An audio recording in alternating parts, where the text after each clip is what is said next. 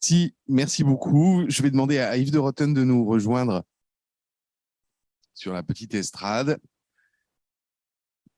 Et allons-y pour vos questions, commentaires. Je vais peut-être commencer par une question qui est posée sur le chat. Alors, il y a eu beaucoup de débats sur la formation des psychologues et sur l'accompagnement des cliniciens. Et il y a une question donc plus précise. Donc, une personne qui dit « J'ai du mal à percevoir comment innover lorsque notre déontologie demande une pratique inscrite dans un modèle théorique prouvé scientifiquement. N'innove-t-on pas alors au prix de notre éthique et de l'assurance de la qualité du soin à la personne ? L'intuition incontrôlée n'est-elle pas l'adverse de la démarche scientifique ?» C'est une très bonne question, mais qui se pose en médecine en général, c'est-à-dire qu'il y a une tension entre éthique et innovation parce qu'il y a une prise de risque. Alors, en médecine, du coup, il y a des CPP, etc.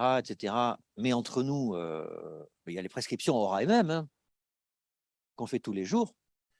Et je pense qu'un psychothérapeute, c'est pareil. À un moment donné, il va orienter un peu et c'est pas choquant. Voilà, mais se rappeler qu'il y a un questionnement éthique, c'est fondamental. Oui, ce que je pourrais rajouter au fond, parce que prouver scientifiquement, pour moi, ça ne veut rien dire. Hein. Je crois qu'il faut être vraiment très, très prudent.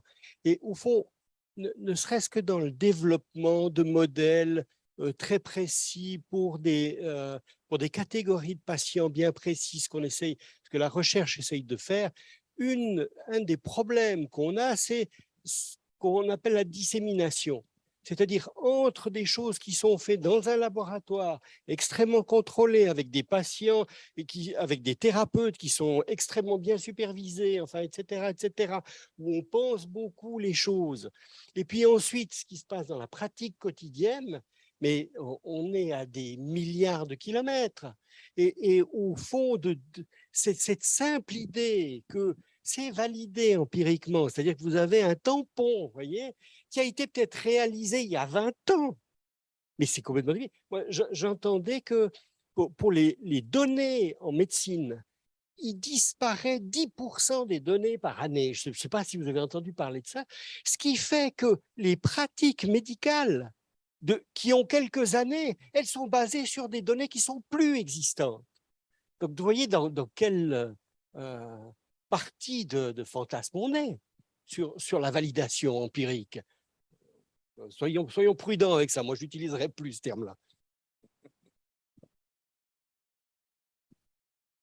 Une question au milieu de la salle. C'est un rituel social. Hein. L'évaluation, la preuve scientifique est un rituel social qui rassure la société. Donc, moi, je suis Céline Bichrour. Je voulais vous remercier pour vos interventions. J'étais vraiment ravie parce que c'est des questions qu'on se pose là où je travaille. Je travaille au CETIA, c'est un centre de thérapie intégrée d'attachement où on est extrêmement sensible à ces questions d'attachement et à l'alliance thérapeutique.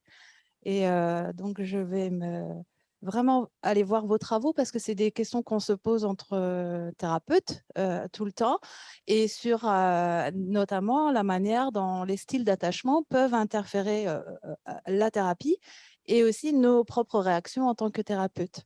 Et vraiment, j'ai trouvé ça remarquable de voir finalement, nous, les questions qu'on se pose en clinique et vous, le regard et la manière dont vous en avez parlé avec les recherches. Franchement, merci. Et puis, je trouve que ça va nous ouvrir vraiment de belles perspectives. Voilà.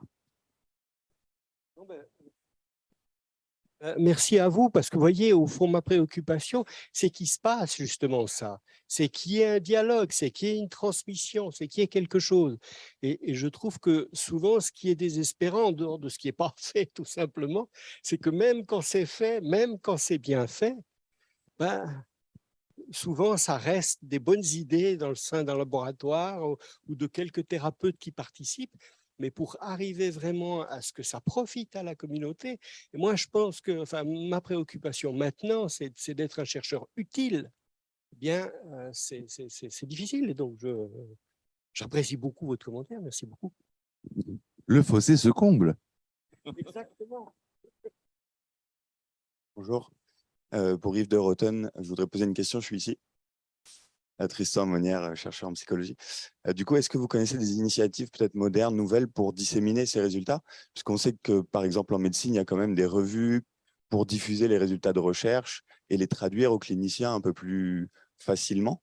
Est-ce qu'il existe aujourd'hui des initiatives portées par des chercheurs et peut-être des cliniciens qui souhaiteraient traduire en dehors des highlights des revues et des articles à destination des cliniciens? Merci. Ben, oui, non, je ne connais pas. Hein. Je trouve que votre question est très intéressante. Ce qu'on voit quand même, c'est que les gens ont tendance à reprendre leur méthode et à ne pas vouloir qu'elle soit trop disséminée. Parce que comme elle change, comme il n'y a plus de contrôle dessus, si vous voulez, ça pose un vrai problème. D'abord, est-ce que c'est la même chose? Et puis, si par malheur, ce qui peut arriver quand même dans la recherche, c'est que l'efficacité qui était prouvée par une recherche, tout à coup, l'est moins par une autre, ben, ça pose des grands problèmes. C'est arrivé pour une forme de thérapie qu'on diffuse à Lausanne, et ben, aux États-Unis, ça a des conséquences. C'est-à-dire que tout à coup, il y a plus on ne fonde plus la recherche. Parce qu'on dit, ah non, mais on a montré que c'était pas efficace, voyez. Donc là, effectivement, on est vraiment dans ce problème de la sociologie de la recherche, ce qui fait que c'est très difficile. C'est souhaitable, mais très difficile. Alors, en médecine, il y a ce qu'on appelle maintenant l'implementation research, c'est-à-dire des recherches qui sont faites sur comment implémenter les travaux des recherches pour que ça soit utilisé, en particulier dans les pays pour lesquels on a un doute sur la transposabilité des résultats. Et c'est très intéressant, c'est très concret, très pragmatique. Bonjour, merci déjà pour vos présentations. Quand on parle de la science qui est une preuve qui crée la croyance, ça me fait penser par rapport à l'alliance thérapeutique, la notion de croyance et de confiance, mais qu'une croyance du thérapeute dans ses propres compétences, qui sont importantes dans les facteurs communs. Et pour rebondir sur la question qui était posée dans la discussion, enfin, sur le Zoom, ça demande un petit peu quand même une certaine dissonance cognitive d'avoir confiance dans une prise de risque, une initiative, avec une croyance qui n'est fondée sur rien, vu que ça n'a pas été fait jusqu'à présent. Et c'est une dimension qui est très importante pour l'alliance thérapeutique et pour l'efficacité de la thérapie de la part du patient. Donc, enfin, à mon sens en tout cas. Donc c'est quand même compliqué de pouvoir concilier toutes ces dimensions-là. Fondé sur rien, moi je ferais très attention. Vous voyez, ça voudrait dire qu'au fond, en dehors de la science, il n'y aurait aucune connaissance. Et puis que vous ne pouvez pas fonder sur autre chose que ces essais randomisés contrôlés, et dont on voit bien qu'effectivement, c'est impossible. Donc, si, c'est fondé sur plein de choses, et sur plein de choses qui sont extrêmement intelligentes, extrêmement... il y a une practice-based evidence. On croit toujours que c'est, voyez, que l'évidence, ça doit venir de la recherche. Mais il y a toute une évidence qui vient de la pratique. Et pour moi, c'est vraiment un dialogue. C'est-à-dire arriver à avoir des objets communs qu'on peut étudier de manière différente. Là, on est dans un idéal. Mais il faudrait faire très attention, me semble-t-il, à dire, ah mais alors c'est fondé sur rien. Si, c'est fondé sur beaucoup de choses. Et c'est bien fondé, si vous voulez. Peut-être là c'est la différence avec les études médicamenteuses. On ne commence pas effectivement par des études théoriques, mais au fond, et là, c'est quand on demandait à Bateson, à Václavic, mais comment ça vous est arrivé vos histoires? Ben, il se trouve qu'ils avaient des jeunes schizophrènes d'un hôpital, enfin, vous connaissez l'histoire. Hein, au Research Mental Institute. Et puis voilà, puis ils devaient faire avec. Puis ils ont observé que ces jeunes schizophrènes, ils allaient moins bien une fois qu'ils avaient vu leur famille. Et que donc, en début de semaine, ils devaient récupérer des choses qui s'étaient passées avec les familles, etc. Et puis, ils ont commencé à faire. Et donc, dans notre domaine, la recherche, elle vient toujours après. On commence par des choses mais où on voit bien si ça a un effet, enfin quand même. C'est pas, hein, c'est pas une science, une pratique aveugle où on ne saurait pas ce qu'on fait. Non, je ne crois pas.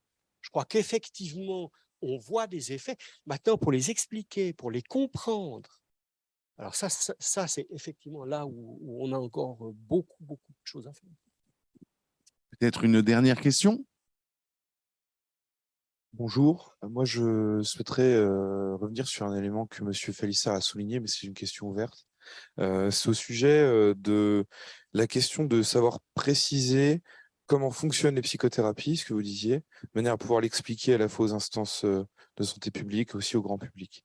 Et je souhaitais questionner un petit peu où se situe une potentielle limite épistémologique dans le fait que la psychothérapie, il y a déjà le modèle théorique, qu'est-ce qu'il en dit, ensuite qu'est-ce qui effectivement est réellement fait cliniquement, enfin réalisé, qu'est-ce qui se passe cliniquement, et puis la dimension de la spécificité et de l'intersubjectivité entre le patient et le thérapeute, et en quoi, dans quelle mesure, et comment est-ce qu'on peut réfléchir la limite de cette chose-là dans cette perspective d'essayer d'expliquer et de faire en sorte que les psychothérapies soient plus efficientes, on va dire, sur le plan de la santé publique.